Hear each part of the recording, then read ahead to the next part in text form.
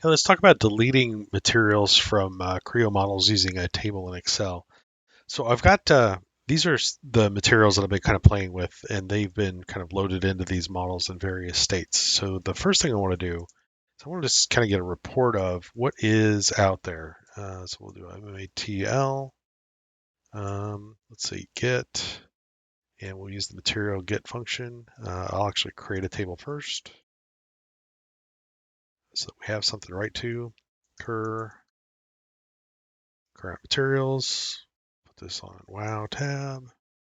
And we're just going to write that out to that particular table. So material names optional, active model, and let's just do all of the PRT files. Let's just jump right in.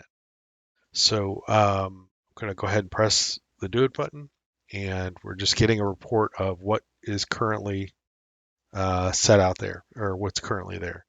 So this is the list of materials that are currently associated with those models.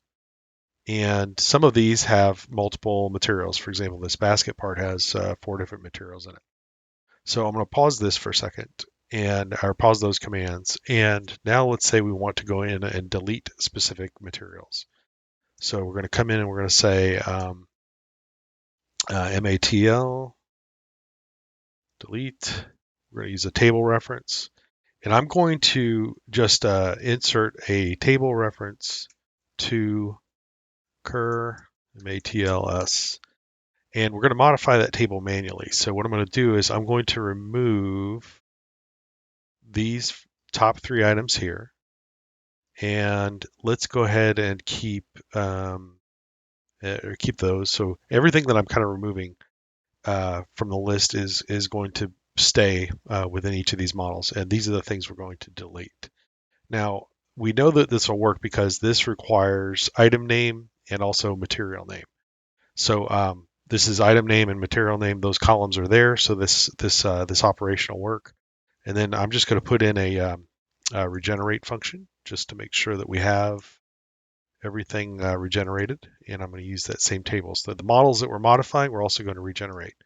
So I'm going to go ahead and run that. And now if we reactivate our initial function here and turn off the delete operations, the regenerate because we don't need those, and run this, now we're going to be running a report of what are the current state of things.